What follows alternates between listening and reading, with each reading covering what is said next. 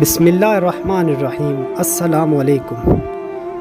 مجھے میرے ایک لائبریرین دوست نے یہ واقعہ کسی تفسیر کے حوالے سے سنایا تھا کہ اللہ عز و جل نے بہت عرصہ پہلے ایک بستی پر عذاب کے لیے حضرت جبرائیل علیہ السلام کو بھیجا، لیکن ساتھ ہی جبرائیل علیہ السلام کو حکم دیا کہ ان کے علم کو ایک دفعہ پرکھ لینا، کیونکہ وہ شیطانی طریقے سے اسرار الہیہ کے راز چرا کر اس میں مداخلت کرتے ہیں۔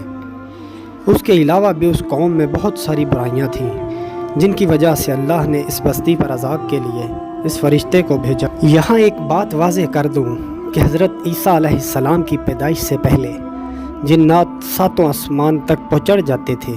حضرت عیسیٰ علیہ السلام کی پیدائش کے بعد 3 آسمانوں پر جانے پر ان پر پابندی لگا دی گئی تھی۔ یہ جنات فرشتوں کی باتیں سن کر کاہنوں کو بتا دیتے تھے، اس لیے کاہن مستقبل کی خبریں دینے میں مشہور ہو جاتے تھے۔ جیسے نبی اکرم صلی اللہ علیہ وآلہ وسلم کی پیدائش سے پہلے کچھ کاہنوں نے نبی اکرم صلی اللہ علیہ وآلہ وسلم کی دنیا میں آمد کی خبر دے رکھی تھی۔ بہرحال حضرت عیسیٰ علیہ السلام کی پیدائش کے بعد اوپر والے 3 آسمانوں پر جنات کو روک دیا گیا۔ پھر جب ہمارے نبی کریم صلی اللہ علیہ وآلہ وسلم کی پیدائش ہوئی تو تمام جنات کو ساتوں آسمانوں پر چڑھنے سے روک دیا گیا تھا اور ان کو اب آگ کے گولے پڑتے ہیں۔ آپ نے اکثر مشاہدہ کیا ہوگا کہ آسمان سے کوئی ستارہ تیزی سے زمین کی طرف گرتا ہوا نظر آتا ہے اور اچانک غائب ہو جاتا ہے، جس کو آج سائنسدان شہاب ثاقب کے ٹوٹنے سے تشبیہ دیتے ہیں، جبکہ اصل میں وہ جنات کو مار پڑتی ہے جو آسمان پر چڑھنے کی کوشش کرتے ہیں۔ اس کا ذکر سورہ ملک میں موجود ہے۔ جس نے 7 آسمان بنائے ایک کے اوپر دوسرا، تو رحمان کے بنانے میں کیا فرق دکھتا ہے؟ تو نگاہ اٹھا کر دیکھ، تجھے کوئی رخنہ نظر آتا ہے؟ پھر دوبارہ نگاہ اٹھا، نظر تیری طرف ناکام پلٹ آئے گی، تھکی ماندی۔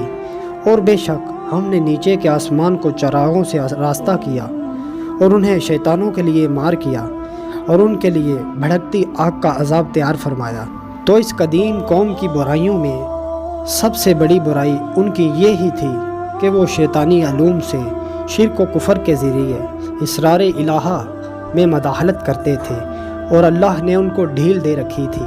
ان کے نیکوکار لوگ ان کو منع کرتے کرتے تھک کر اس بستی سے دور جا چکے تھے، کیونکہ وہ اپنی بری حرکتوں سے باز نہ آتے تھے۔ بحکم الہی حضرت جبرائیل امین علیہ السلام اس قوم کی بستی میں ایک انسانی شکل میں اترتے ہیں۔ دیکھتے ہیں کہ ایک کسان کھیتوں میں کام کر رہا ہے۔ بعض کتب میں چرواہے کا ذکر ہے، کچھ کتب میں مجنون کا ذکر ہے، اور کچھ نے لکھا ہے کہ وہ ایک بچہ تھا۔ بہرحال آپ اس کے پاس تشریف لے جاتے ہیں اور پوچھتے ہیں کہ تمہارا علم کیسا ہے؟ وہ کسان یا مجنون غالباً اس قوم کا کاہن تھا۔ کہتا ہے آپ جو پوچھو گے میں بتاؤں گا۔ حضرت جبرائیل علیہ السلام نے اس سے پوچھا کیا تم بتا سکتے ہو کہ اس وقت جبرائیل فرشتہ کہاں ہے؟ اس کاہن نے زمین پر ہی ایک زائچہ بنایا اور تھوڑی دیر بعد کچھ حساب کتاب کرنے کے بعد چاروں اطراف میں نظر گھمائی، پھر اوپر اور نیچے دیکھا اور کہنے لگا میں نے یا میرے موکلین نے آسمانوں پر اور زمین کی تہ میں بھی دیکھا اور مشرق مغرب کے بعد شمال جنوب میں بھی دیکھا، مجھے وہ کہیں نظر نہیں آئے۔ تو اب صرف میں اور تم ہی رہ گئے ہیں، تو یا میں جبرائیل ہوں یا تم جبرائیل ہو۔ تو اسی لمحے حضرت جبرائیل علیہ السلام نے اس بستی پر اللہ کے حکم کے مطابق عذاب نازل کر دیا۔ اسی پر آپ کالے علم کے عاملین کو قیاس کر سکتے ہیں کہ یہ کس قدر گناہ کا کام ہے کہ ایک پوری بستی ہی صفحہ ہستی سے مٹا دی گئی۔ اس کی وجہ صاف ہے کہ عامل کفر و شرک کے الفاظ بول کر جنات سے کل کی خبریں اور اپنے کام نکلوانے کی کوشش کرتے ہیں، اور اکثر اپنی جان کے ساتھ ساتھ اپنے ایمان تک سے ہاتھ دھو بیٹھتے ہیں۔ میں نے ایک دفعہ کالے علم کی کتاب کا سرسری سا مطالعہ کیا تو اس میں جو طریقے اور الفاظ لکھے تھے وہ سراسر کفر و شرک کیے بغیر ممکن نہ تھے۔ ہاں، جس پر کالے علم یا جادو کا اثر ہو جائے تو اس کو قرآنی آیات سے کاٹ کروانا درست ہے، جیسا کہ قرآن حکیم فرقان حمید کی آخری 2 سورتوں کے نزول کا ایک مقصد یہ بھی تھا کہ مسلمان کالے علم اور جادو سے اپنی حفاظت کر سکے۔ واللہ عالم۔